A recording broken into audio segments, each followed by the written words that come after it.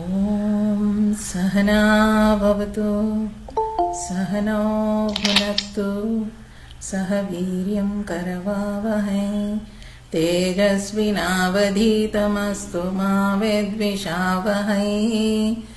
ಓಂ ಶಾಂತಿ ಶಾಂತಿ ಶಾಂತಿ. ಗುರು ಬ್ರಹ್ಮ ಗುರು ವಿಷ್ಣು ಗುರುದೇವೋ ಮಹೇಶ್ವರಃ ಗುರು ಸಾಕ್ಷಾತ್ ಪರಬ್ರಹ್ಮ ತಸ್ಮೈ ಶ್ರೀ ಗುರವೇ ನಮಃ. ತಸ್ಮೈ ಶ್ರೀ ಗುರವೇ ನಮಃ.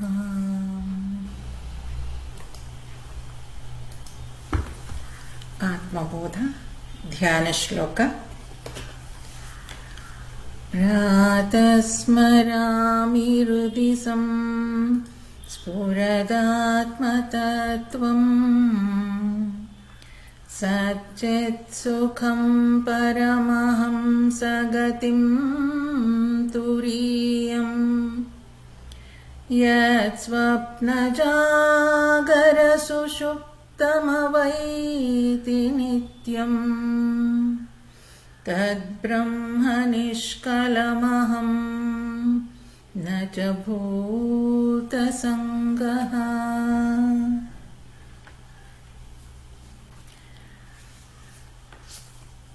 ಆತ್ಮಬೋಧ ಶಂಕರಾಚಾರ್ಯರ ಕೃತಿ. 26ನೇ ಶ್ಲೋಕವನ್ನ ನೋಡಬೇಕಿತ್ತು ನಾವು. ಆತ್ಮನೋ ವಿಕ್ರಿಯಾ ನಾಸ್ತಿ ಆತ್ಮನೋ ವಿಕ್ರಿಯಾ ನಾಸ್ತಿ ಬುದ್ಧೇರ್ಬೋಧೋ ನ ಜಾತ್ವಪಿ ಬುದ್ಧೇರ್ಬೋಧೋ ನ ಜಾತ್ವಪಿ ಜೀವ ಸರ್ವಮಂಗಲಂ ಜ್ಞಾತ್ವಾ ಜೀವ ಸರ್ವಮಲಂ ಜ್ಞಾತ್ವಾ ಜ್ಞಾತ್ವಾ ದ್ರಷ್ಟೇತಿ ಮುಹ್ಯತಿ ಜ್ಞಾತಾ ದ್ರಷ್ಟೇತಿ ಮುಹ್ಯತಿ. ಆತ್ಮನಲ್ಲಿ ಸ್ವತಃ ಕಾರ್ಯವಿಲ್ಲ. ಬುದ್ಧಿಗೆ ನಾನು ತಿಳಿಯುತ್ತೇನೆ ಮೊದಲು ಭಾವಿಸಲು ಸ್ವತಃ ಶಕ್ತಿಯಿಲ್ಲ. ಆದರೆ ಜೀವರು ಮೋಹಾವೃತವಾಗಿ ತಾನೇ ನೋಡುವವನು ತಿಳಿಯುವವನು ಎಂದು ಭ್ರಾಂತಿಗೊಳ್ಳುತ್ತದೆ.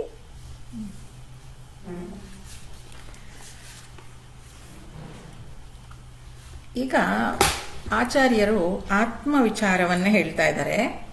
ಇಲ್ಲೇನು ಯಾರು ತಿಳ್ಕೊಳ್ಳೋನು?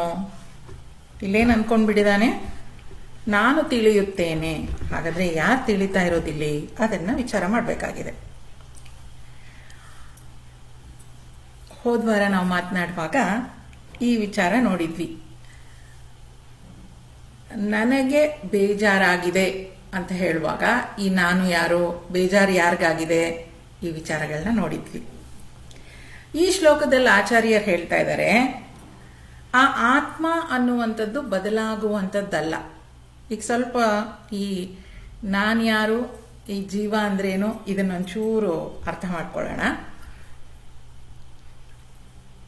ಈ ಆತ್ಮ ಎಲ್ಲ ಕಡೆನೂ ಇದೆ. ಆದರೆ ಅದು ಪ್ರಕಟಗೊಳ್ಳೋದು ಕೆಲವು ಕಡೆ ಮಾತ್ರ. ಅದು ಮ್ಯಾನಿಫೆಸ್ಟ್ ಆಗೋದು ಅಂತ ಹೇಳ್ತಾರೆ. ಅದು ಪ್ರಕಟಗೊಳ್ಬೇಕಾದ್ರೆ ಅದಕ್ಕೆ ಮನಸ್ಸು ಇರಬೇಕಲ್ಲಿ.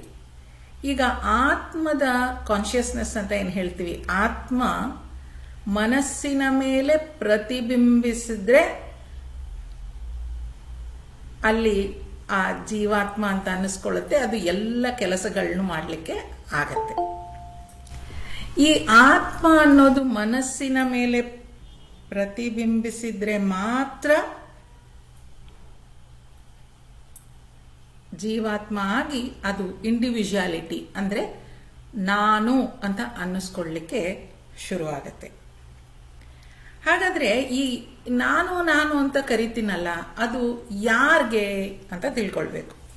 ನೋಡಿ, ಈಗ ಪರಮಾತ್ಮ ಜೀವಾತ್ಮ ಎರಡು ತಿಳ್ಕೊಳ್ಬೇಕಾದ್ರೆ ಆತ್ಮ ಅನ್ನೋದು ಮನಸ್ಸಿನ ಮೇಲೆ ಪ್ರತಿಬಿಂಬಿಸಿದಾಗ ಅದು ಜೀವಾತ್ಮ ಆಗತ್ತೆ. ಅಂದ್ರೆ ಇಂಡಿವಿಜುವಲ್, ಒಂದು ವ್ಯಕ್ತಿ ಅಂತ ಆಗತ್ತೆ. ಆ ಜೀವಾತ್ಮ ಅಂತ ಆಗ್ಬೇಕಾದ್ರೆ ಮನಸ್ಸನ್ನೇ ಮುಖ್ಯವಾಗಿ ಯಾಕೆ ಹೇಳ್ತೀವಿ ಅಂದ್ರೆ, ಅದು ಬರೀ ಮನಸ್ಸಲ್ಲ, ಶರೀರ, ಮನಸ್ಸು, ಬುದ್ಧಿ, ಆ 17 ನಾವು ಲೆಕ್ಕ ಹಾಕಿದ್ವಲ್ಲ, 5 ಪಂಚಪ್ರಾಣಗಳು, 5 ಕರ್ಮೇಂದ್ರಿಯಗಳು, ಮತ್ತೆ 5 ಜ್ಞಾನೇಂದ್ರಿಯಗಳು, ಅಲ್ಲಿಗೆ 15 ಮನಸ್ಸು, ಬುದ್ಧಿ, ಇದೆಲ್ಲವೂ ಈ 17 ಸೇರಿ ಜೀವಾತ್ಮ ಆಗುತ್ತೆ.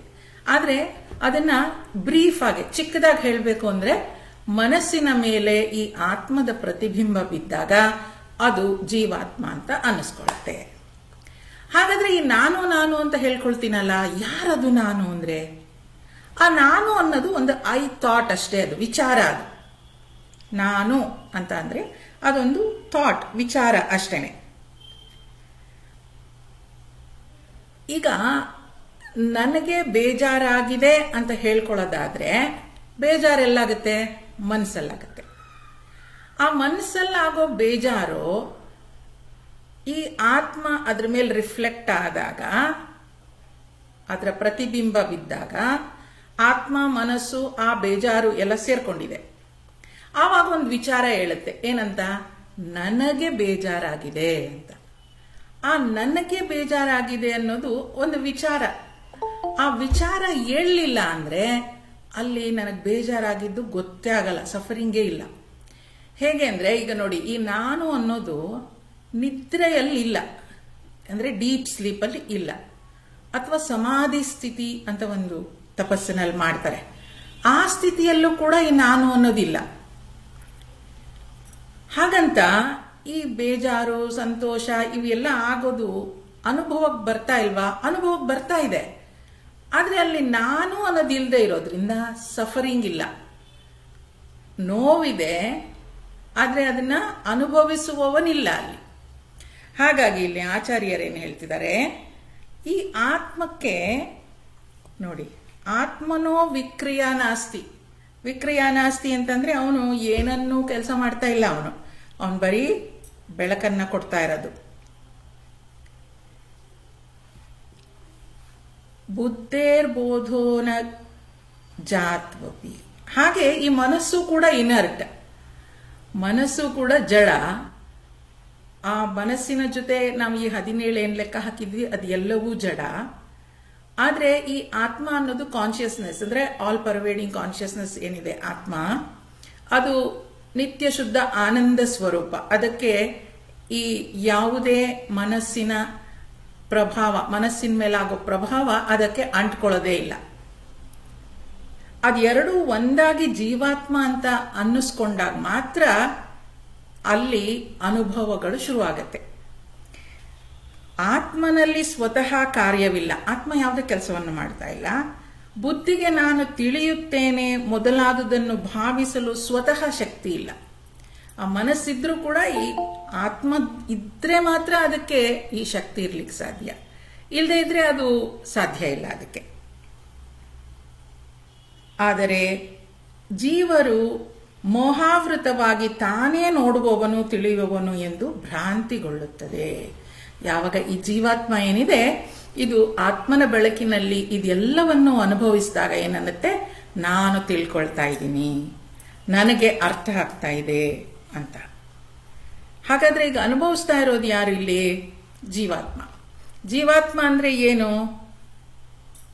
ಮನಸ್ಸು, ಬುದ್ಧಿ ಮತ್ತೆ ಈ 15 ನಾವೇನ್ ಲೆಕ್ಕ ಹಾಕಿದ್ವಿ ಸಟಲ್ ಬಾಡಿ ಅಂತ ಏನ್ ಹೇಳ್ತೀವಿ, ಅದಷ್ಟು ಅನುಭವಿಸಿದಾಗ ಮಾತ್ರ ಅದು ಅನುಭವಕ್ಕೆ ಬರಲಿಕ್ಕೆ ಸಾಧ್ಯ.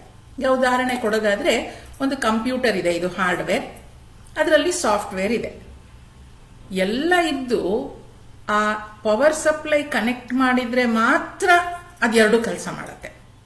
ಆ ಪವರ್ ಸಪ್ಲೈ ಇರಲಿಲ್ಲ ಅಂತ ಅಂದ್ರೆ ಅಲ್ಲಿದೆ ಪ್ರೋಗ್ರಾಮ್ಸ್ ಇದೆ, ಏನು ಮನಸ್ಸು ಬುದ್ಧಿ ಏನು ಹೇಳ್ತೀವಿ ಅದನ್ನ ಸಾಫ್ಟ್ವೇರ್ ಅನ್ಕೊಳ್ಳೋಣ.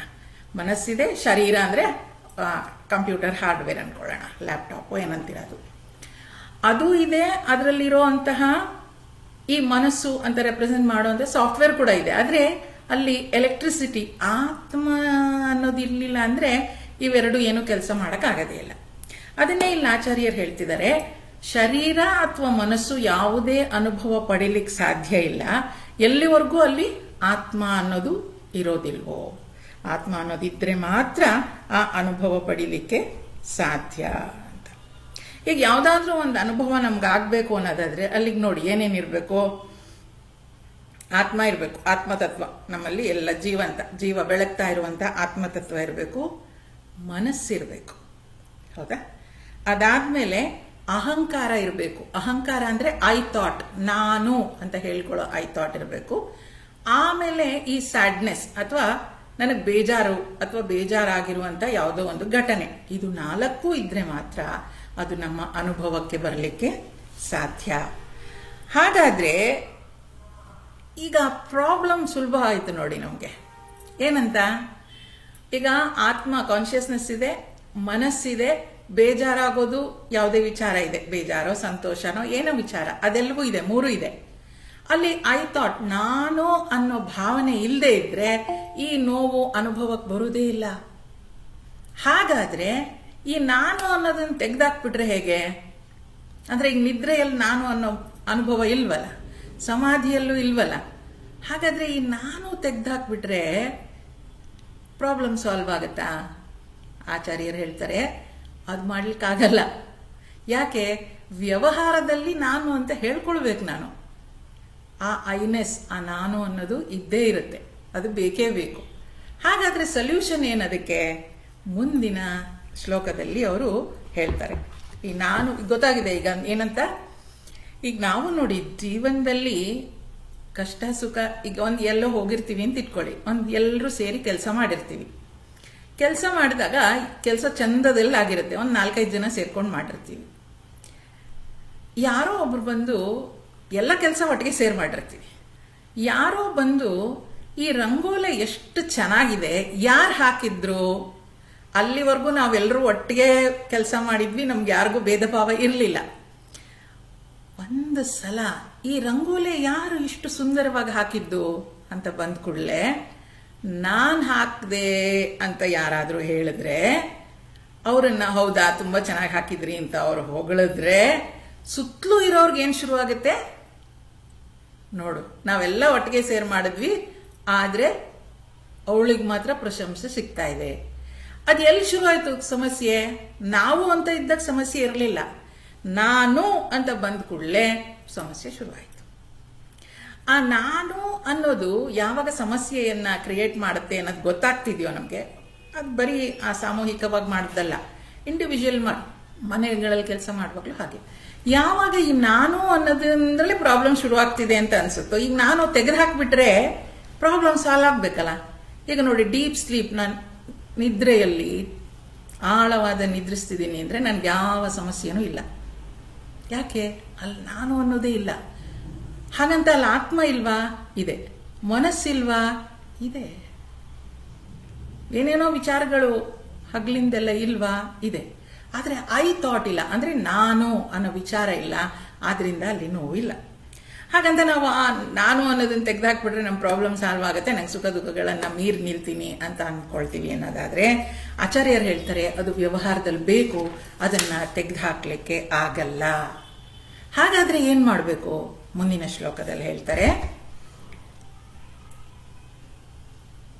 ರಜ್ಜು ಸರ್ಪವದಾತ್ಮಾನಂ ರಜ್ಜು ಸರ್ಪವದಾತ್ಮಾನಂ ಜೀವಂ ಜ್ಞಾತ್ವಾ ಭಯಂ ವಹೇತ್ ಜೀವಂ ಜ್ಞಾತ್ವಾ ಭಯಂ ವಹೇತ್ ನಾಹಂ ಜೀವಃ ಪರಾತ್ಮೇತಿ ನಾಹಂ ಜೀವಃ ಪರಾತ್ಮೇತಿ ಜ್ಞಾತಶ್ಚೇನ್ನಿರ್ಭಯೋ ಭವೇತ್ ಜ್ಞಾತಶ್ಚೇನ್ನಿರ್ಭಯೋ ಭವೇತ್. ಹಗ್ಗವನ್ನು ಕಂಡು ಹಾವೆಂದು ತಿಳಿದವನು ಭಯಪಡುವಂತೆ ತನ್ನನ್ನು ಜೀವವೆಂದು ಭಾವಿಸಿ ಮನುಷ್ಯ ಭಯಪಡುತ್ತಾನೆ. ನಮ್ಮಲ್ಲಿಯ ಈ ತರದ ಅಹಂಭಾವದ ವ್ಯಕ್ತಿತ್ವವು ತಾನು ಜೀವವಲ್ಲ, ಆ ಪರಮಾತ್ಮ ತತ್ವ ತಾನೆಂದು ಅರಿತಾಗ ನಿರ್ಭಯವಾಗುತ್ತದೆ. ಎಷ್ಟು ಸುಂದರವಾಗಿದೆ ನೋಡಿ. ರಜ್ಜು ಸರ್ಪ ಇದು ಬಹುಶಃ ವೇದಾಂತ ಹೇಳುವಾಗ ಈ ಉದಾಹರಣೆ ಇಲ್ದಲೇ ಬಹುಶಃ ಯಾವ ವ್ಯಾಖ್ಯಾನನೂ ಇರೋದಿಲ್ಲ ಅನ್ಸುತ್ತೆ. ನೋಡಿ, ಈಗ ನಾನು ಅನ್ನೋದನ್ನ ತೆಗೆದುಹಾಕ್ಬಿಟ್ರೆ ಕೇಂದ್ರ ಬಿಂದು ಯಾವುದು? ಈಗ ಸಫರಿಂಗ್ದು ಅಥವಾ ನಾನು ಆ ಕಷ್ಟವನ್ನ ಅನುಭವಿಸ್ತಾ ಇರೋ ಕೇಂದ್ರ ಬಿಂದು ಮನಸ್ಸು ಮತ್ತೆ ಅಹಂಕಾರ. ಈ ಅಹಂಕಾರ ನಾನು ಅಂತ ಏನ್ ಹೇಳ್ತೀರಿ ಅದನ್ನು ತೆಗೆದುಹಾಕ್ಬಿಟ್ರೆ ನಾನು ಸಂತೋಷವಾಗಿರ್ಬೋದಾ ಅಂತ ಅನ್ಕೊಳ್ಳೋದಾದ್ರೆ ಆಚಾರ್ಯರು ವ್ಯವಹಾರಕ್ಕೆ ಅದ್ ಬೇಕು, ಅದು ಸಾಧ್ಯ ಇಲ್ಲ ಅಂತ ಹೇಳಿದ್ದಾರೆ. ಹಾಗಾದ್ರೆ ಏನ್ ಮಾಡಬೇಕು? ನಾನು ಆತ್ಮನನ್ನು ತಿಳ್ಕೊಳ್ಬೇಕು ಅಂತ. ಆತ್ಮನನ್ನು ತಿಳ್ಕೊಳ್ಬೇಕು ಅಂತಂದ್ರೆ ರಜ್ಜು ಸರ್ಪ. ಈಗ ಒಂದು ಎಲ್ಲೋ ಹಗ್ಗ ನೋಡ್ಬಿಟ್ಟು ಹಾವು ಅಂತ ಅನ್ಕೊಂಡು ಯಾರೋ ಕಿರ್ಚ್ಕೊಂಡು ಹೊರಗಡೆ ಬರ್ತಾರಂತೆ. ಈಗ ಅದು ಹಾವಲ್ಲ, ಅದು ಹಗ್ಗ ಅಂತ ತಿಳ್ಕೊಳ್ಳಿಕ್ಕೆ ಏನ್ ಮಾಡಬೇಕು? ಸರಿಯಾದ ಬೆಳಕನ್ನ ಅಲ್ಲಿ ಚೆಲ್ಲಬೇಕು. ಒಳ್ಳೆ ಬೆಳಕು ಬಿಟ್ರೆ ಅರ್ಧಂಬರ್ಧ ಮಸ್ಕಾದ ಕತ್ಲಲ್ಲಿ ಆ ಹಾವು ಹಗ್ಗ ಹೇಗೆಗೋ ಬಿದ್ದಿದ್ರೆ ಹಾವು ಅನ್ಸ್ಬಿಟ್ಟಿರುತ್ತೆ. ಬೆಳಕು ಬಿಟ್ಟು ನೋಡಿದ ತಕ್ಷಣ ಅದು ಹಾವಲ್ಲ, ಹಗ್ಗ ಅಂತ ಗೊತ್ತಾಗ್ತದೆ. ಹಾಗಾದ್ರೆ ಈಗ ನನಗೇನ್ ಗೊತ್ತಾಗಿರೋದು? ನಾನು ಈ ಜೀವಾತ್ಮ ಯಾವುದು? ಮನಸ್ಸು ಮತ್ತು ಅದ್ರ ಮೇಲೆ ಬೀಳ್ತಾ ಇರೋ ಕಾನ್ಶಿಯಸ್ನೆಸ್ ಅಂದ್ರೆ ಆತ್ಮನ ಬಿಂಬವನ್ನ ನಾನು ಅಂತ ಅನ್ಕೊಂಡ್ಬಿಟ್ಟಿದ್ದೀನಿ. ಅಂದ್ರೆ ಅದನ್ನ ತಪ್ಪಾಗಿ ನಾನು ಗ್ರಹಿಸಿದ್ದೀನಿ. ನಾನು ಆತ್ಮ ಅಂತ ನಾನು ತಿಳ್ಕೊಂಡ್ ಕೂಡಲೇ ನನ್ನ ಭಯ ಹೊರಟೋಗ್ಬಿಡುತ್ತೆ ಅಂತ ಆಚಾರ್ಯರು ಹೇಳೋದು. ಈ ಭಯವನ್ನ ಹೋಗ್ಲಾಡಿಸ್ಬೇಕು ಅನ್ನೋದಾದ್ರೆ ನಾನು ಸಚ್ಚಿತ್ ಆನಂದ ಸ್ವರೂಪ ಅನ್ನೋದನ್ನ ತಿಳ್ಕೊಳ್ಬೇಕು.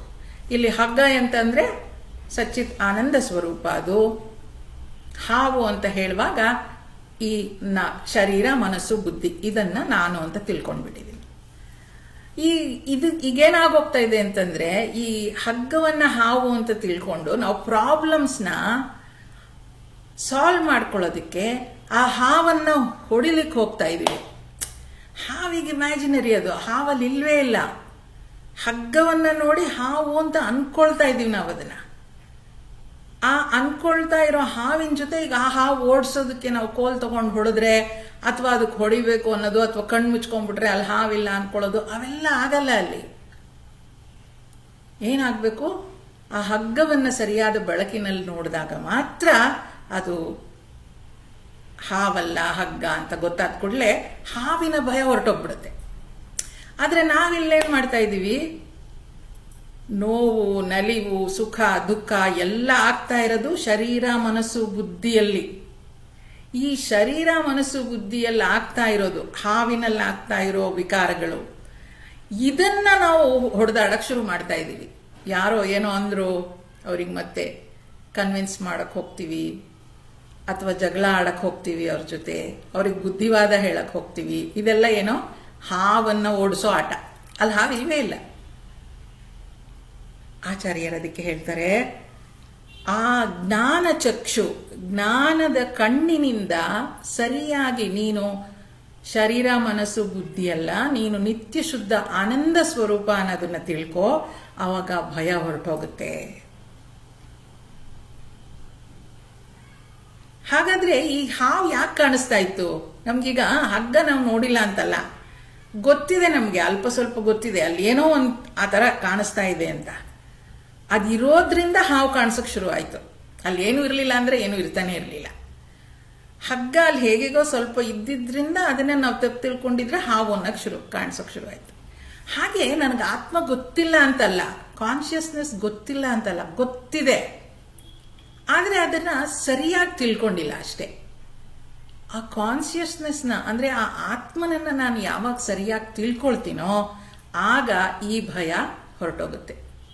ನೋಡಿ, ಸಾಮಾನ್ಯವಾಗಿ ನಾವೆಲ್ಲರೂ ಕೊಡೋ ಸೊಲ್ಯೂಷನ್ಸ್ ಆಗಲಿ ಕಷ್ಟಕ್ಕೆ ಇದಕ್ಕೆ ಎಲ್ಲಾಗ್ಲಿ ಟೆಂಪರರಿ. ಏನಂತ? ಆ ಹಾವು ಈಗ ಕಾಣಿಸ್ಕೊಂಡ್ಬಿಟ್ಟಿದೆ ನಮ್ಗೆ, ಹಗ್ಗದಲ್ಲಿ ಹಾವು ಕಾಣಿಸ್ಬಿಟ್ಟಿದೆ. ಆ ಹಾವಲ್ಲಿ ಇಲ್ವೇ ಇಲ್ಲ ಆಕ್ಚುಲಿ, ಆಚಾರ್ಯರು ಹೇಳೋ ಪ್ರಕಾರ ಇದರಲ್ಲಿ. ಆ ಹಾವು ಇದೆ ಅನ್ಕೊಂಡು ನಾವು ಆ ಹಾವಿಗೆ ಸಮಾಧಾನವನ್ನ ಕೊಡ್ತಾ ಇದ್ದೀವಿ ಎಲ್ಲರೂ. ಹೇಗೆ ಅಂತ ನಾನು ಹೇಳ್ತೀನಿ.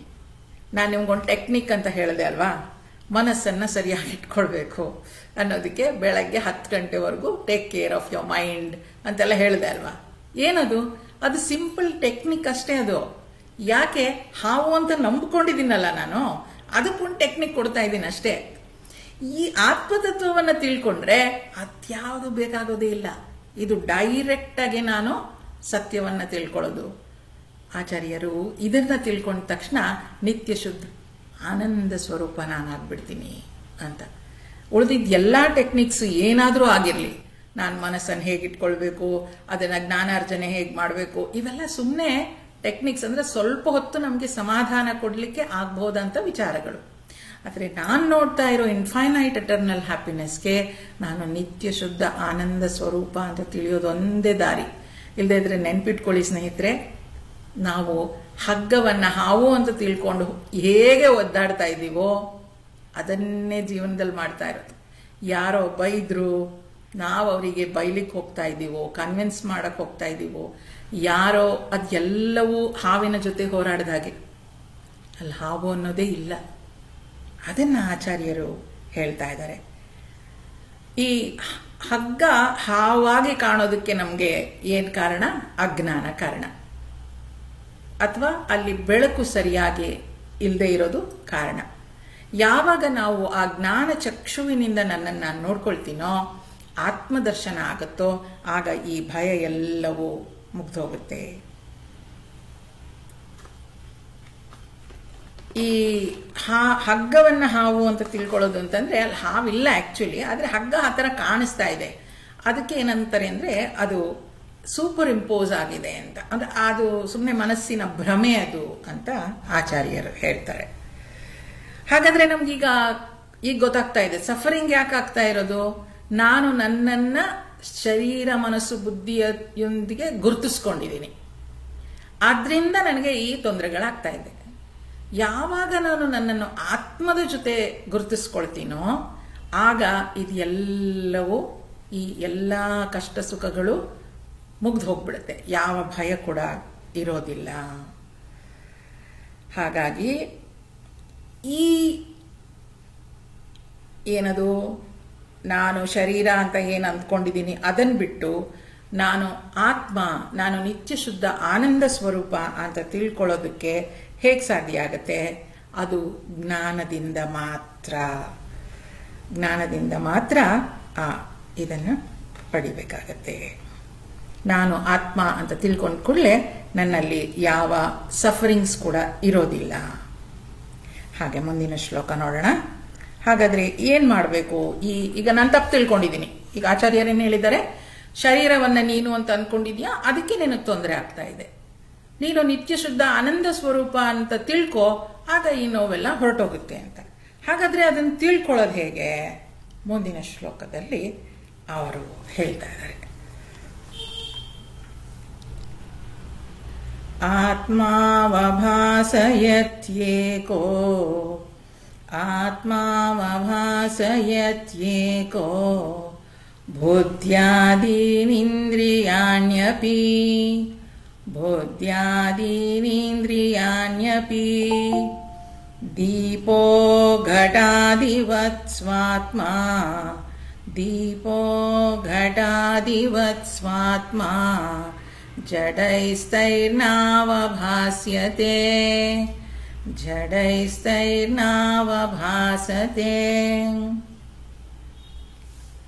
ಬೆಳಗುತ್ತಿರುವ ದೀಪವು ಮಡಕೆಯನ್ನು ಕೂಜವನ್ನು ಬೆಳಗಿಸುವಂತೆ ಆತ್ಮವು ಸಹ ಮನಸ್ಸನ್ನು ಇಂದ್ರಿಯಗಳನ್ನು ಬೆಳಗಿಸುತ್ತದೆ. ಅವು ಸ್ವತಃ ಜಡ ಸ್ವಭಾವದವುಗಳಾದುದರಿಂದ ಇವು ತಮ್ಮನ್ನು ತಾವೇ ಬೆಳಗಲಾರವು. ಹಾಗಾದ್ರೆ ಈ ಆತ್ಮನ ಗುರುತಿಸೋದು ಹೇಗೆ? ಈಗ ಹೇಳ್ತಾ ಇರೋದು ಆಚಾರ್ಯರು, ಆತ್ಮನನ್ನ ನೀನು ಹಾವನ್ನ ನೋಡ್ಬಿಟ್ಟಿದ್ಯಾ, ಹಗ್ಗ ಸರಿಯಾಗಿ ನೋಡಿಲ್ಲ, ನೀನು ಹಗ್ಗ ಸರಿಯಾಗಿ ಕಂಡುಕೊಂಡ್ರೆ ಕಷ್ಟ ಎಲ್ಲ ಹೊರಟೋಗುತ್ತೆ ಅಂತ. ಈಗ ನಾನು ಶರೀರ ಮನಸ್ಸು ಬುದ್ಧಿಯನ್ನ ನಾನು ಅಂತ ಅನ್ಕೊಂಡ್ಬಿಟ್ಟಿದ್ದೀನಿ, ಆತ್ಮನನ್ನು ನಾನು ಅಂತ ಅನ್ಕೊಳ್ಬೇಕಾದ್ರೆ ಹೇಗೆ? ಆತ್ಮ ಸ್ವಯಂ ಪ್ರಕಾಶಕ, ಅವನು ಎಲ್ಲಿದ್ದಾನೆ, ಹೇಗಿದ್ದಾನೆ, ಅದನ್ನ ನೋಡೋದು ಹೇಗೆ? ನಾನು ಈಗ ಯಾರಿಂದ ಎಲ್ಲವನ್ನೂ ತಿಳಿತಾ ಇದ್ದೀನೋ ಅವನನ್ನ ನೋಡೋದು ಹೇಗೆ? ಈಗ ನಾನೀಗ ಒಂದು ಪುಸ್ತಕ ಇದು ಅಂತ ಪುಸ್ತಕ ನೋಡಬೇಕು ಅನ್ನೋದಾದ್ರೆ ನನಗೆ ಕಣ್ಣು ಬೇಕು. ಕಣ್ಣಿಂದ ಈ ಪುಸ್ತಕವನ್ನ ನೋಡ್ತೀನಿ. ಕಣ್ಣಿಂದ ಪುಸ್ತಕ ನೋಡಿದ್ರೆ ಸಾಕಾ?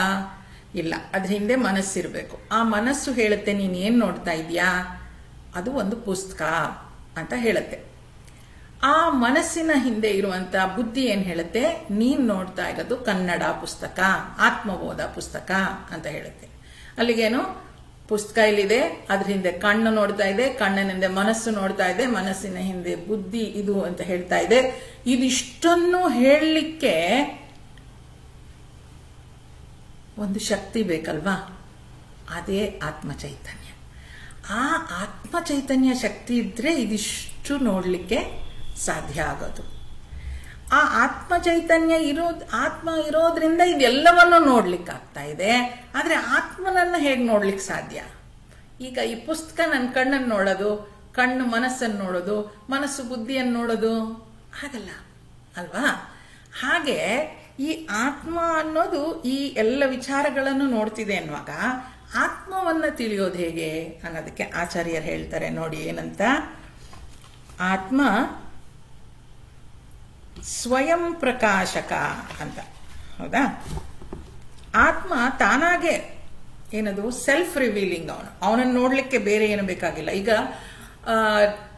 ಒಂದು ರೂಮಲ್ಲಿ ಒಂದು ಲೈಟ್ ಆನ್ ಮಾಡಿದ್ರೆ ಆ ಲೈಟ್ ರೂಮಲ್ಲಿರೋ ಎಲ್ಲಾ ವಸ್ತುಗಳನ್ನ ತೋರಿಸುತ್ತೆ. ಕುರ್ಚಿ ಇಲ್ಲಿದೆ, ಟೇಬಲ್ ಇಲ್ಲಿದೆ, ಫೋನ್ ಇಲ್ಲಿದೆ, ಈ ತರದ್ದು ಎಲ್ಲ ಏನೇನಿರುತ್ತೋ ವಸ್ತುಗಳ ಮೇಲೆಲ್ಲ ಬೆಳಕು ಚೆಲ್ಲುತ್ತೆ. ಆದ್ರೆ ಆ ಲೈಟ್ ಅನ್ನ, ಬಲ್ಬ್ ಅನ್ನ ನೋಡ್ಲಿಕ್ಕೆ ನನಗೇನ್ ಸಹಾಯ ಬೇಕು? ಈ ವಸ್ತುವನ್ನ ನೋಡ್ಲಿಕ್ಕೆ ಲೈಟ್ ಬೇಕು. ಆದ್ರೆ ಆ ಲೈಟ್ ಅನ್ನು ನೋಡ್ಲಿಕ್ಕೆ ನನಗೆ ಬೇರೆ ಯಾವ ವಸ್ತುವಿನ ಅಥವಾ ಬೆಳಕಿನ ಅವಶ್ಯಕತೆ ಇಲ್ಲ. ಅದು ಸ್ವಯಂ ಪ್ರಕಾಶಕ. ಹಾಗೆ ಆತ್ಮ ಕೂಡ ಸ್ವಯಂ ಪ್ರಕಾಶಕ. ಈಗ ಸೂರ್ಯ ಅಲ್ಲಿದ್ದಾನೆ, ಬೆಳಗ್ಗೆ ಹೊತ್ತು ಸೂರ್ಯ ಇದ್ದಾನೆ. ಆ ಸೂರ್ಯನ ಬೆಳಕಿನಲ್ಲಿ ಎಲ್ಲವೂ ಕಾಣಿಸ್ತಾ ಇದೆ. ಸೂರ್ಯನನ್ನ ನೋಡ್ಲಿಕ್ಕೆ ನನಗೇನು ಇನ್ನೊಂದು ಟಾರ್ಚ್ ಬೇಕಾಗಿಲ್ಲ. ಹಾಗೆ ಆತ್ಮ ಸ್ವಯಂ ಪ್ರಕಾಶಕ. ಅವನನ್ನು ನೋಡ್ಲಿಕ್ಕೆ ಬೇರೆ ಏನು ಬೇಕಾಗಿಲ್ಲ. ಈಗೆಲ್ಲ ಲೈಟ್ ಆರಿಸ್ಬಿಟ್ಟು ಕೂತ್ಕೊಳ್ಳಿ, ನಿಮ್ಮ ಮುಂದೆ ತಟ್ಟೆ ಇರುತ್ತೆ ಅಂತ ಇಟ್ಕೊಳ್ಳಿ. ಆ ತಟ್ಟೆಲಿ ಊಟ ಮಾಡ್ತಾ ಇರ್ತೀರಾ, ಕರೆಂಟ್ ಹೊಟ್ಟೋಗುತ್ತೆ. ಆವಾಗ ತಟ್ಟೆಲಿರೋದು ಏನೋ ಅನ್ನ ಸಾರು ಮುಗ್ದೋಗುತ್ತೆ. ಸಾರು ಹಾಕೋಬೇಕು ಅಂದ್ರೆ ಕೈ ತಡ್ಕಾಡ್ಬೇಕು ನೀವು, ಸಾರು ಎಲ್ಲಿದೆ, ನೀರೆಲ್ಲಿದೆ ಅಂತ ಎಲ್ಲ. ಆದ್ರೆ ನಾನು ಎಲ್ಲಿದ್ದೀನಿ ಅಂತ ಏನ್ಬಿಟ್ಟು ನೋಡ್ಕೋಬೇಕಾಗಿಲ್ಲ. ನಾನು ಇದ್ದೀನಿ ಅಂತ ಗೊತ್ತಾಗ್ತಿದೆಯಲ್ಲ, ನಾನಿದ್ದೀನಿ ಅಂತ. ಅಂದ್ರೆ ಆ ಸ್ವಯಂ ಪ್ರಕಾಶಕ. ಅದನ್ನ ನೋಡ್ಕೊಳ್ಳಿಕ್ಕೆ ಬೇರೆ ಏನು ವಸ್ತುಗಳನ್ನ ನೋಡ್ಲಿಕ್ಕೆ ಬೆಳಕಬೇಕು. ಆದ್ರೆ ನನ್ನನ್ನ ಆತ್ಮ ಸ್ವಯಂ ಪ್ರಕಾಶಕ ಅನ್ನೋದಕ್ಕೆ ಆಚಾರ್ಯ ಕೊಡ್ತಾ ಇರೋ ಉದಾಹರಣೆ ಇದು. ಏನಂತ ನೋಡಿ, ಬೆಳಗುತ್ತಿರುವ ದೀಪವು ಮಡಕೆಯನ್ನು, ಕೋಜವನ್ನು ಬೆಳಗಿಸುವಂತೆ ಆತ್ಮವು ಸಹ ಮನಸ್ಸನ್ನು, ಇಂದ್ರಿಯಗಳನ್ನು ಬೆಳಗಿಸುತ್ತದೆ. ಅವು ಸ್ವತಃ ಜಡ ಸ್ವಭಾವದವುಗಳಾದುದರಿಂದ ಇವು ತಮ್ಮನ್ನು ತಾವೇ ಬೆಳಗಲಾರವು. ಮನಸ್ಸು, ಬುದ್ಧಿ, ಶರೀರ ಎಲ್ಲ ಬೆಳಗಬೇಕು. ಈಗ ಕಣ್ಣಿನಿಂದ ನಾನು ಈ ಪುಸ್ತಕ ನೋಡಬೇಕು ಅಂದ್ರೆ ಮನಸ್ಸು ಬೇಕು, ಮನಸ್ಸಿನ ಹಿಂದೆ ಬುದ್ಧಿ ಇರಬೇಕು, ಬುದ್ಧಿಯಿಂದ ಆತ್ಮ ಚೈತನ್ಯ ಇರಬೇಕು. ಈಗ ಬುದ್ಧಿ, ಮನಸ್ಸು, ಕಣ್ಣು ಎಲ್ಲ ಇದೆ, ಆತ್ಮ ಚೈತನ್ಯ ಇಲ್ಲ ಅಂತಂದ್ರೆ ಆ ಪುಸ್ತಕನ ಗುರುತಿಸಕ್ಕೆ ಆಗಲ್ಲ ನಾನು. ಇವೆಲ್ಲ ಜಡ ವಸ್ತುಗಳು. ಈಗ ಶರೀರ, ಜೀವ ಹೋದ್ಮೇಲೆ ಶರೀರ ಇರುತ್ತೆ, ಅಲ್ಲಿ ನೋಡ್ತೀವಲ್ವಾ, ಅದು ಕಣ್ಣು ಹಿಂಗ್ ಬಿಟ್ಕೊಂಡು ಬಿದ್ದಿರುತ್ತೆ. ಆದ್ರೂ ಯಾರನ್ನು ಗುರುತಿಸ್ಲಿಕ್ಕೆ ಸಾಧ್ಯ ಇಲ್ಲ. ಯಾಕೆ?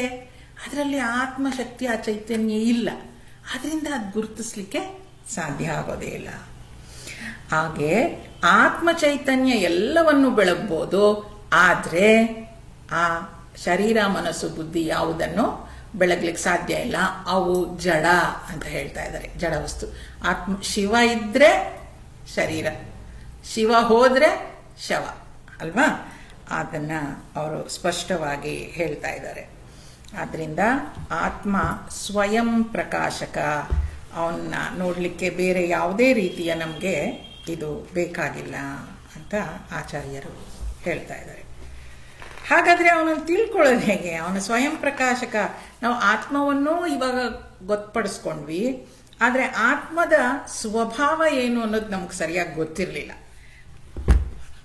ಆದ್ರಿಂದ ಈಗ ಆತ್ಮ ಸ್ವಯಂ ಪ್ರಕಾಶಕ ಅನ್ನೋದು ಗೊತ್ತಾಯ್ತು ನಮಗೆ. ಆತ್ಮ ಸ್ವಯಂ ಪ್ರಕಾಶಕ ಅಂತ ಗೊತ್ತಾದ್ಮೇಲೆ ಅವನನ್ನ ತಿಳ್ಕೊಳ್ಳೋದು ಹೇಗೆ ಅನ್ನೋದನ್ನ ಮುಂದಿನ ಶ್ಲೋಕದಲ್ಲಿ ಹೇಳ್ತಾರೆ. ಆತ್ಮದ ಸ್ವಭಾವ ಸ್ವಯಂ ಪ್ರಕಾಶಕ, ಅದಕ್ಕೆ ನೋಡಲಿಕ್ಕೆ ಬೇರೆ ಏನು ಬೇಕಾಗಿಲ್ಲ ಅಂತ.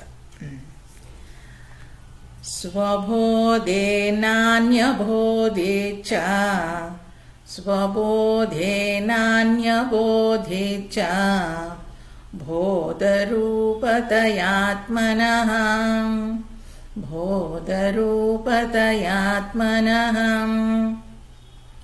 ನ ದೀಪಸ್ಯಾನ್ಯದೀಪೇ ಚ, ನ ದೀಪಸ್ಯಾನ್ಯದೀಪೇ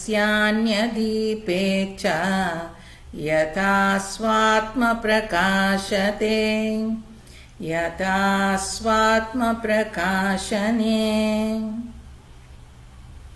ಉರಿಯುವ ದೀಪವನ್ನು ನೋಡಲು ಬೇರೆ ದೀಪದ ಅವಶ್ಯಕತೆ ಇಲ್ಲ. ಹಾಗೆಯೇ ಜ್ಞಾನರೂಪವಾದ ಆತ್ಮವನ್ನು ತಿಳಿಯಲು ಬೇರೆ ಜ್ಞಾನದ ಅವಶ್ಯಕತೆ ಇಲ್ಲ. ಕತ್ತಲ ಕೋಣೆಯಲ್ಲಿರುವ ಸಾಮಾನುಗಳನ್ನು ನೋಡಬೇಕಾದರೆ ದೀಪದ ಅವಶ್ಯಕತೆ ಇದೆ. ಆದರೆ ಆ ಸಾಮಾನುಗಳನ್ನು ಬೆಳಗುತ್ತಿರುವ ದೀಪವನ್ನು ನೋಡಲು ಬೇರೆ ಬೆಳಕೇಕೆ? ಅಲ್ವಾ?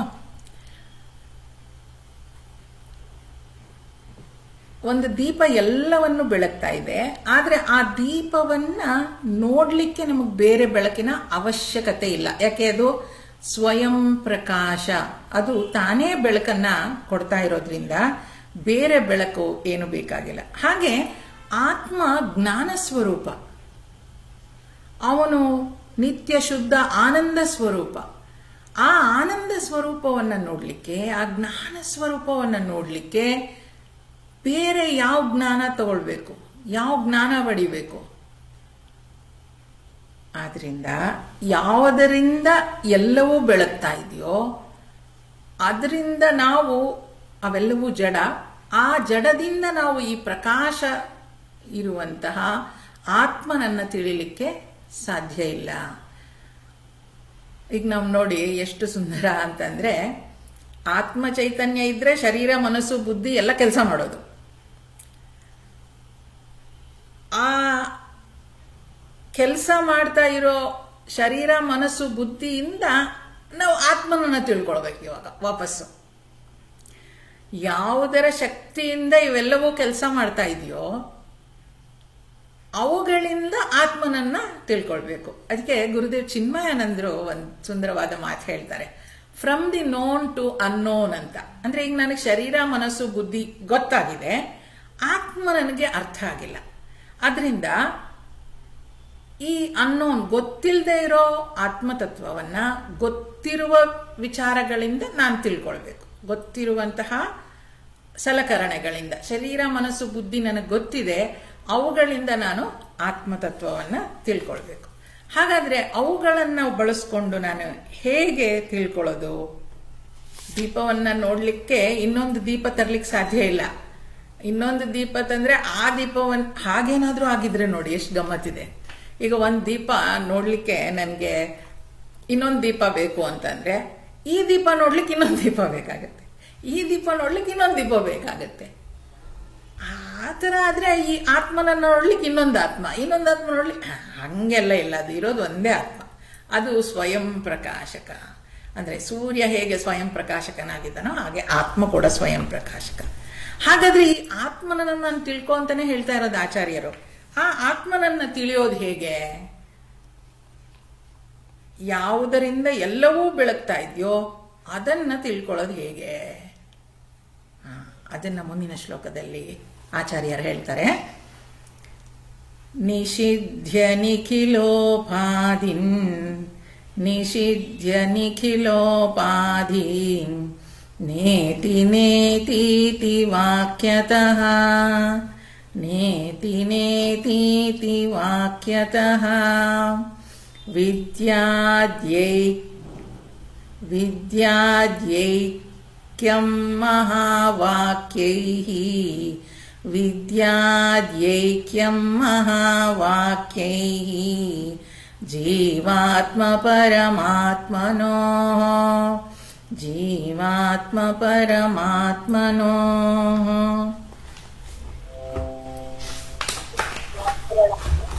ನೇತಿ ನೇತಿ ಮೊದಲಾದವುಗಳ ಸಹಾಯದಿಂದ ಸಕಲ ಉಪಾಧಿಗಳನ್ನೂ ನಿಷೇಧಿಸಿ ಮಹಾವಾಕ್ಯಗಳಲ್ಲಿ ಹೇಳಿರುವಂತೆ ಜೀವಾತ್ಮ ಮತ್ತು ಪರಮಾತ್ಮ ಒಂದೇ ಎನ್ನುವುದನ್ನು ತಿಳಿಯಬೇಕು.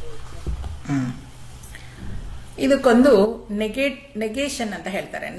ನೇತಿ ನೇತಿ ಅಂತ ಹೇಳ್ಕೊಂಡು ಹೋಗುವಂಥದ್ದು. ಹೇಗೆ ಅಂತಂದ್ರೆ, ಈಗ ನಾನೊಂದು ಆನೆ ನೋಡ್ಬೇಕು ಅಂತ ಅನ್ಕೊಂಡ್ರೆ ಹಸುನ್ ತೋರ್ಸೋದು, ಇದು ಆನೆನಾ? ಅಲ್ಲ ಅಲ್ಲ, ಇದು ಹಸು, ಇದು ಆನೆ ಅಲ್ಲ.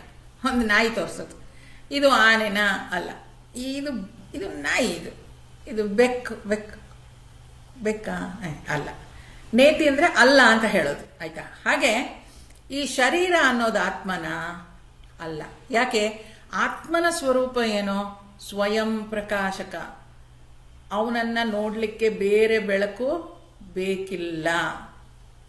ಅವನು ಅಂದ್ರೆ ಶರೀರ ಸ್ವಯಂ ಪ್ರಕಾಶಕ ಅಲ್ಲ, ಮನಸ್ಸು ಸ್ವಯಂ ಪ್ರಕಾಶಕ ಅಲ್ಲ, ಬುದ್ಧಿ ಸ್ವಯಂ ಪ್ರಕಾಶಕನ ಅಲ್ಲ. ಇವೆಲ್ಲ ಕೆಲಸ ಮಾಡೋದು ಯಾವುದು? ಆತ್ಮತತ್ವದಿಂದ. ಹಾಗಾದ್ರೆ ಇದು ಯಾವುದು ಅಲ್ಲ? ಶರೀರ ಆತ್ಮ ಅಲ್ಲ, ಮನಸ್ಸು ಆತ್ಮ ಅಲ್ಲ, ಬುದ್ಧಿ ಆತ್ಮ ಅಲ್ಲ ಅಂದ್ರೆ ಇದು ನೇತಿ ನೇತಿ ಅಂತ ಹೇಳೋದು, ನೆಗೆಟಿವ್ ಮಾಡೋದು. ಇದೆಲ್ಲವೂ ಅಲ್ಲ ಅಂತಂದ್ರೆ ಇದೆಲ್ಲವನ್ನು ನೋಡ್ತಾ ಬರೀ ನೇತಿ ಅಲ್ಲ ಅಲ್ಲ ಅಂದ್ರೆ ಸಾಕ? ಈಗ ಇದು ಹಸು ಅಂತ ತೋರಿಸ್ಬಿಟ್ಟು ಇದು ಹಸುವ, ಇದು ಆನೆ ಅಲ್ಲ. ಬೆಕ್ಕು ತೋರಿಸ್ಬಿಟ್ಟು ಇದು ಆನೆ ಅಲ್ಲ, ನಾಯಿ ತೋರಿಸ್ಬಿಟ್ಟು ಇದು ಆನೆ ಅಲ್ಲ ಅಂದ್ರೆ ಆನೆ ಯಾವುದು ಅನ್ನೋದು ಗೊತ್ತಾಗ್ಬೇಕಲ್ಲ ನಮ್ಗೆ, ಅಲ್ವಾ? ಆನೆ ಹೀಗಿರುತ್ತೆ ಅನ್ನೋದು ಗೊತ್ತಿದ್ರೆ ತಾನೇ ಇದು ಆನೆ ಅಂತ ಹೇಳೋದು. ಇಲ್ಲಿದ್ರೆ ಆನೆ ತೋರಿಸ್ಬಿಟ್ರು ಇದು ಆನೆ ಅಲ್ಲ ಅಂತ ಹೇಳ್ಬಿಡ್ತೀವಿ. ಹಾಗಾಗಲ್ಲ. ಇಲ್ಲಿ ಈ ನೇತಿ ನೇತಿ ಅಂತ ಹೇಳಿದ್ಮೇಲೆ ಹಾಗಾದ್ರೆ ಈ ಆತ್ಮ ಅನ್ನೋದು ಶರೀರ ನಾನಲ್ಲ, ಮನಸ್ಸು ನಾನಲ್ಲ ಅಂದ್ರೆ ಅದು ಸ್ವಯಂ ಪ್ರಕಾಶಕ ಅಲ್ಲದೆ ಇರೋದ್ರಿಂದ ಅದು ಯಾವುದೋ ಆತ್ಮ ಅಲ್ಲ. ಹಾಗಾದ್ರೆ ಆತ್ಮ ಅನ್ನೋದು ಇದೆ ಅಂತ ಗೊತ್ತಾಗ್ಬೇಕಾದ್ರೆ ಏನ್ ಮಾಡಬೇಕು ನೋಡಿ, ಅವರು ಸುಂದರವಾಗಿ ಹೇಳ್ತಾರೆ. ಏನಂತ?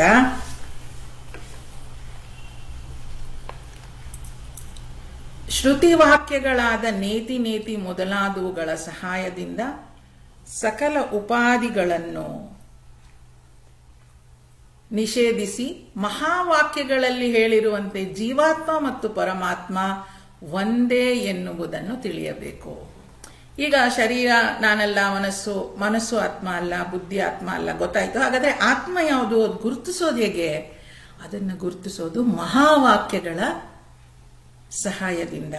ಮಹಾವಾಕ್ಯಗಳು ಅಂತಂದ್ರೆ 4 ಮಹಾವಾಕ್ಯಗಳು ಸಾಮಾನ್ಯವಾಗಿ ಬಳಕೆಯಲ್ಲಿದೆ, ಇನ್ನೂ ಜಾಸ್ತಿ ಇದೆ. ಈ 4ನ್ನ 4 ವೇದಗಳಿಂದ ತಗೊಂಡಿರೋದು. ತತ್ವಮಸಿ. ತತ್ವಮಸಿ ಅಂದ್ರೆ ತತ್ವಂ ಅಸಿ, ನೀನು ಅದೇ ಆಗಿದೆಯಾ.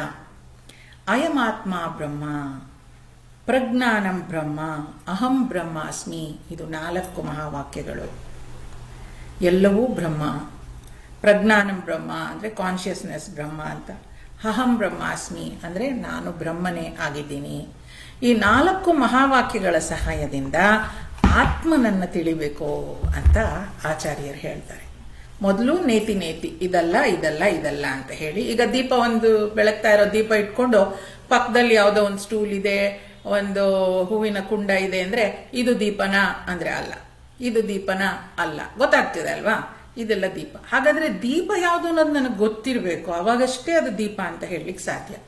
ಹಾಗೆ ಆತ್ಮ ಅನ್ನೋದು ಯಾವುದು ಅಂತ ಗೊತ್ತಾಗ್ಬೇಕಾದ್ರೆ ಅದು ಮಹಾವಾಕ್ಯಗಳಿಂದ ಗೊತ್ತಾಗತ್ತೆ ಅಂತ ಆಚಾರ್ಯರು ಹೇಳ್ತಾರೆ.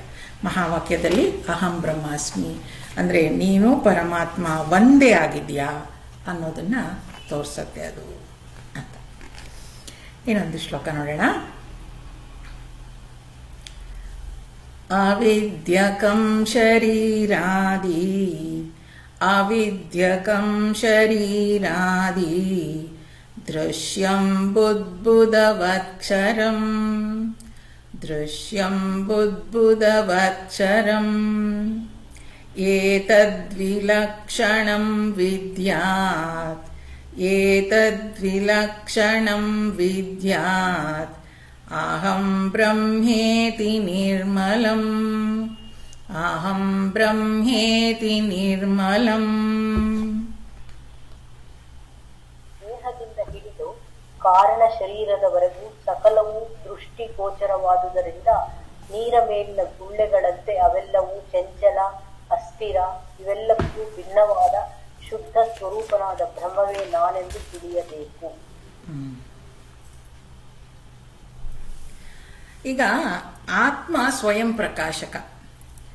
ಆತ್ಮನನ್ನ ತಿಳ್ಕೊಳ್ಳೋದೇ ಆತ್ಮಬೋಧ. ಆತ್ಮಬೋಧ ಅಂದ್ರೆ ನಾಲೆಡ್ಜ್ ಆಫ್ ಆತ್ಮ, ಆತ್ಮನ ವಿಚಾರ. ಈ ರಾಂಗ್ ಕನ್ಕ್ಲೂಷನ್ ತೆಗಿಬೇಕು ಅಂತ ಅನ್ನೋದಾದ್ರೆ ನಾನು ಸಚ್ಚಿದಾನಂದ ಸ್ವರೂಪ ಅನ್ನೋದು ನನ್ನ ಅರಿವಿಗೆ ಬರಬೇಕು. ಇಲ್ಲಿ ನೋಡಿ ಆಚಾರ್ಯರು ಏನ್ ಹೇಳ್ತಿದ್ದಾರೆ, ಈ ಅವಿದ್ಯಕಂ ಶರೀರಾದಿ ದೃಶ್ಯಂ. ಈಗ ಈ ಶರೀರ ಯಾತಕ್ ಬಂತು ಅಂದ್ರೆ ಅವಿದ್ಯೆಯಿಂದ ಅಂತ. ಅವಿದ್ಯಾ ನಾವು ಭಗವದ್ಗೀತೆಯಲ್ಲಿ ಕೂಡ ನೋಡಿದ್ವಿ. ಯಾಕೆ ನಾವು ಮತ್ತೆ ಮತ್ತೆ ಹುಟ್ಟು ಬರ್ತೀವಿ? ಈಗ ಹುಟ್ಟದೇ ಇದ್ರೆ ನಾವು ಹಿಂದಿನ ಜನ್ಮದಲ್ಲಿ ಏನದು ಆತ್ಮ ಸಾಕ್ಷಾತ್ಕಾರ ಮಾಡ್ಕೊಂಡ್ಬಿಟ್ಟಿದೀವಿ ಅಂತ ಆಗಿರ್ತಾ ಇತ್ತು. ಹುಟ್ಟಿದೀವಿ ಅಂತ ಅಂದ್ರೆ ಅವಿದ್ಯೆಯಿಂದ ಹುಟ್ಟಿದೀವಿ ಅಂತ. ಅವಿದ್ಯೆ ಕಾಮ ಕರ್ಮ ಇದೇ ನಮ್ಮ ಏನದು ಅವಿದ್ಯಾ ಅಂದ್ರೆ ನಾನು ನಿತ್ಯ ಶುದ್ಧ ಆನಂದ ಸ್ವರೂಪ ಅನ್ನೋದು ಗೊತ್ತಿಲ್ಲ ನನಗೆ. ಆದ್ರಿಂದ ಆನಂದವನ್ನ ಪಡ್ಕೊಳ್ಳಿಕ್ಕೆ ಹೊರಗಡೆ ಹೋಗ್ತಾ ಇದ್ದೀನಿ. ಹೊರಗಡೆ ನನಗೆ ಆನಂದ ವಸ್ತುಗಳಿಂದ ಸಿಗುತ್ತೆ ಅಂತ ಅನ್ಕೊಂಡು ವಸ್ತುಗಳನ್ನ ಸಂಗ್ರಹಿಸ್ತಾ ಇದ್ದೀನಿ. ಆ ಸಂಗ್ರಹಿಸುವ ಸಂಭ್ರಮದಲ್ಲಿ ಮತ್ತಷ್ಟು ಆಸೆಗಳನ್ನ ಹುಟ್ಟಿಸ್ಕೊಳ್ತಾ ಇದ್ದೀನಿ. ಆ ಆಸೆಗಳು ಮುಗಿಯೋದಿಲ್ಲ ಅಂತ ಅಂದ್ಕೊಂಡಾಗ ಮತ್ತೊಂದು ಜನ್ಮ ಬರುತ್ತೆ. ಹಾಗಾಗಿ ಅವಿದ್ಯಾ ಕಾಮ ಕರ್ಮ. ಅವಿದ್ಯಾ ಅಂತಂದ್ರೆ ನನಗೆ ನಾನು ನಿತ್ಯ ಶುದ್ಧ ಆನಂದ ಸ್ವರೂಪ ಅನ್ನೋದು ಗೊತ್ತಿಲ್ಲ, ಆದ್ರಿಂದ ಜನ್ಮ ತಾಳ್ತೀನಿ ಅಂತ. ಅದಕ್ಕೆ ನೋಡಿ ಎಷ್ಟು ಚೆನ್ನಾಗಿ ಹೇಳ್ತಾರೆ ಆಚಾರ್ಯರು. ದೇಹದಿಂದ ಹಿಡಿದು ಕಾರಣ ಶರೀರವರೆಗೂ ಸಕಲವೂ ದೃಷ್ಟಿಗೋಚರವಾದುದರಿಂದ ನೀರ ಮೇಲಿನ ಗುಳ್ಳೆಗಳಂತೆ ಅವೆಲ್ಲವೂ ಚಂಚಲ ಅಸ್ಥಿರ, ಇವೆಲ್ಲಕ್ಕೂ ಭಿನ್ನವಾದ ಶುದ್ಧ ಸ್ವರೂಪನಾದ ಬ್ರಹ್ಮನೆಂದು ತಿಳಿಯಬೇಕು. ಈ ಶರೀರ ಮನಸ್ಸು ಬುದ್ಧಿ ಎಲ್ಲ ಬದಲಾಗ್ತಾ ಇದೆ. ಈ ಪುನರ್ಜನ್ಮಕ್ಕೆ ಕಾರಣ ಅವಿದ್ಯೆ. ಹಾಗಾದ್ರೆ ಈ ನೋಡ್ತಾ ಇರೋನು ಮತ್ತೆ ಅದನ್ನ ಅನುಭವಿಸ್ತಾ ಇರೋದು ಯಾರೋ? ಆತ್ಮಸ್ವರೂಪ. ಈ ಅಹಂ ಬ್ರಹ್ಮಾಸ್ಮಿ ಅಂತ ಹೇಳುವಾಗ ಆತ್ಮ ಅನ್ನುವಂಥವನು ಅವನು ನಿರ್ಮಲ ಶುದ್ಧ. ಇದನ್ನ ನಾವು ತಿಳ್ಕೊಳ್ಳೋದಾದ್ರೆ ಆತ್ಮಜ್ಞಾನವನ್ನ ಪಡೆದ ಹಾಗೆ. ಆತ್ಮಜ್ಞಾನ ಪಡೆಯೋದ್ರಿಂದ ನಮಗೆ ಯಾವುದೇ ರೀತಿಯ ಕಷ್ಟ ಸುಖ ನೋವು ಬೇನೆ ಶಾಶ್ವತವಾಗಿ ನಮ್ಮಿಂದ ದೂರ ಆಗುತ್ತೆ. ಬೇರೆ ಎಲ್ಲ ಏನೇ ಮಾಡಿಕೊಂಡ್ರು ಕೂಡ ಅದು ಸ್ವಲ್ಪ ಬರುತ್ತೆ ಸ್ವಲ್ಪ ಹೋಗುತ್ತೆ. ಆ ಥರ ಆತ್ಮಜ್ಞಾನ ಪಡೆದಾಗ ಮಾತ್ರ ಈ ಎಲ್ಲ ಕಷ್ಟಗಳಿಂದ ನಾವು ಸಂಪೂರ್ಣ ಬಿಡುಗಡೆ ಹೊಂದುತ್ತೀವಿ ಅಂತ ಆಚಾರ್ಯರು ಹೇಳ್ತಾರೆ. ಇಲ್ಲಿವರೆಗೂ ಈ 6-7 ಶ್ಲೋಕಗಳು ಆಚಾರ್ಯರು ಆತ್ಮ ಅಂದ್ರೇನು, ಆ ಆತ್ಮನನ್ನ ನಾವು ಹೇಗೆ ತಪ್ಪು ತಿಳ್ಕೊಂಡಿದೀವಿ, ಹಾವನ್ನ ಹಗ್ಗ ಅಂತ ತಿಳ್ಕೊಂಡ ಹಾಗೆ, ಆತ್ಮನ ಸ್ವರೂಪ ಏನು, ಅವನ ನಿತ್ಯ ಶುದ್ಧ ಆನಂದ ಸ್ವರೂಪ, ಅವನ ಸ್ವಯಂ ಪ್ರಕಾಶಕ, ಅದನ್ನ ಸರಿಯಾಗಿ ತಿಳ್ಕೊಂಡು ಆತ್ಮ ಸಾಕ್ಷಾತ್ಕಾರ ಮಾಡ್ಕೊಳ್ಳೋದ್ರಿಂದ ನಮಗೆ ಜೀವನ ಇದರಿಂದ ಏನು ಉಪಯೋಗ ಅಂತ ಯಾರಾದ್ರೂ ಕೇಳಿದ್ರೆ, ನಾವು ಈ ಪ್ರಪಂಚದಲ್ಲಿರುವ ಕಷ್ಟ ಸುಖಗಳಿಂದ ಪರ್ಮನೆಂಟ್ ಆಗಿ ಶಾಶ್ವತವಾಗಿ ಬಿಡುಗಡೆ ಹೊಂದುತ್ತೀವಿ ಅಂತ. ಆದ್ರಿಂದ ಈ ಆತ್ಮಜ್ಞಾನವನ್ನ ನಾವು ಪಡಿಬೇಕು ಅಂತ ಆಚಾರ್ಯರು ಹೇಳ್ತಾರೆ. ಒಳ್ಳೆಯದು, ಅಲ್ಲಿಗೆ ನಿಲ್ಲಿಸಿರೋಣ. ಸರಿ, ಈ ಆತ್ಮ ಬೋಧ ಅಂತ ಹೇಳುವಾಗ ಆತ್ಮಜ್ಞಾನ ಅಂತ ಒಂದು, ಇನ್ನೊಂದು ಆತ್ಮದ ಅನುಭವ ಅಂತಲೂ ಹೇಳ್ತೀವಿ. ನಾನು ಯಾವುದೋ ಒಂದು ಟಾಕ್ ನೋಡ್ತಾ ಇದ್ದೆ, ಅದರಲ್ಲಿ ಆತ್ಮಾನುಭವದ ಬಗ್ಗೆ ಒಂದು ವಿಚಾರ ಹೇಳ್ತಾರೆ. ಪ್ರಯತ್ನ ಮಾಡೋಣ. ಎಲ್ಲರೂ ಒಂದೇ ನಿಮಿಷ ಕಣ್ಮುಚ್ಕೊಳ್ಳಿ. ಎಲ್ಲರೂ ಕಣ್ಮುಚ್ಕೊಳ್ಳಿ. ಮನಸ್ಸಿನಲ್ಲಿ ಯಾವುದೇ ವಿಚಾರ ಬೇಡ. ಮನಸ್ಸಿನಲ್ಲಿ ಯಾವುದೇ ವಿಚಾರ ಬೇಡ. ನಿಮ್ಮ ಸುತ್ತಲೂ ಇರುವಂತಹ ನಿಶ್ಶಬ್ದತೆಯನ್ನ ಅನುಭವಿಸಿ. ನಿಶ್ಶಬ್ದತೆಯನ್ನ ಕೇಳಿಸ್ಕೊಳ್ಳಿ.